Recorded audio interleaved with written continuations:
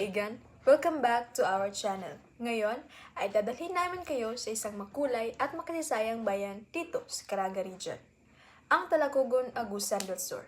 Kung gusto niyo matuklasan ang kabuhayan, kasaysayan at kagandahan sa lugar na ito, tara na at samahan niyo kami. Una nating pag-usapan ang kabuhayan dito sa Talakugon. Alam nyo ba na tinatawag itong Rice Granary of Agusan? Dahil halos karamihan ng residente dito ay nabubuhay sa pagsasaka. Ang palay ang pangunahing produkto, pero hindi lang yan. Meron ding mais, saging, niyog at iba pang root crops gaya ng kamote at gabi. Sa ibang barangay naman, may mga nagtatanim ng abaka at rubber.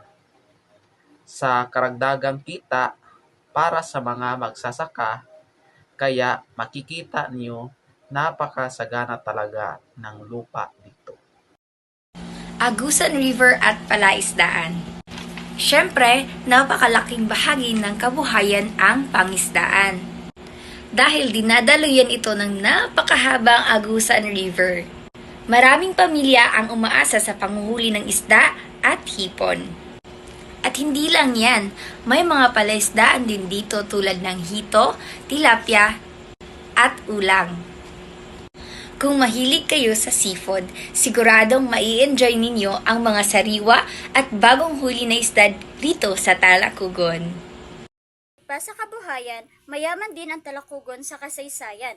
Naitatag ito bilang pueblo ng mga Kastila noong Nobyembre 13, 1872 at kinilala bilang kauna-unahang bayan na umusbong sa kahabaan ng Agusan River. Ang pangalang Talakugon ay nagmula sa damong kugon na sagana noon sa lugar. At ayon sa mga tala, mga misyonaryong Kastila ang unang nagdiskubre at nagtatag ng pamayanan dito, kasabay ng pagpapalaganap ng Kristyanismo. Pero bago pa sila dumating, matagal lang nanirahan dito ang mga katutubong Manubo na may sariling tradisyon, pamumuhay at pamahalaan. Ngayon naman ay kilalanin natin ang namumuno sa bayan. Ang kasalukuyang mayor ng Talakugon ay si Pauline Marie Armacendo, RN. Katuwang niya si Vice Mayor Alvin L. Malisa at ang mga sangguniang bayan. Alam niyo ba, noong dekada 1970 hanggang 1970, naging kilala ang Talakugon sa industriya ng laging. Dito pumapasok ang maraming kumpanya para magputol ng kahoy. Pero kalaunan, isinara ang mga ito dahil sa batas ukol sa kalikasan. Sa ngayon, mas pinagtutuunan ng pansin ang sustainable forestry at ecotourism. Unti-unti na ring nakikilala ang Talakugon sa mga turistang nais makakita ng natural na tanawin, sariwang ilog at mga nakakasalumuhang mga katutubo at ang mga komunidad nito. Nakatuon ang kanilang pamumuno sa pagpapaunlad ng agrikultura, pangisdaan at ecotourism, habang pinapanatili ang pangangalaga sa kalikasan at kultura ng mga Manubo.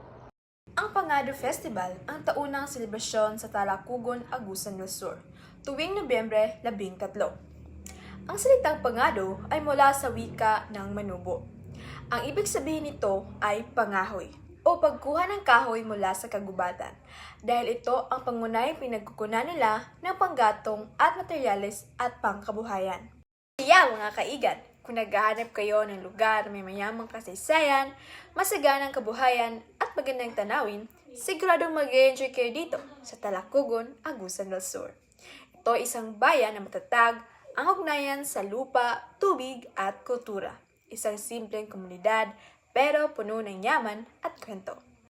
Huwag kalimutan mag-like, share, at subscribe para mas marami pa tayong mapuntahang mga ganitong kakaibang lugar.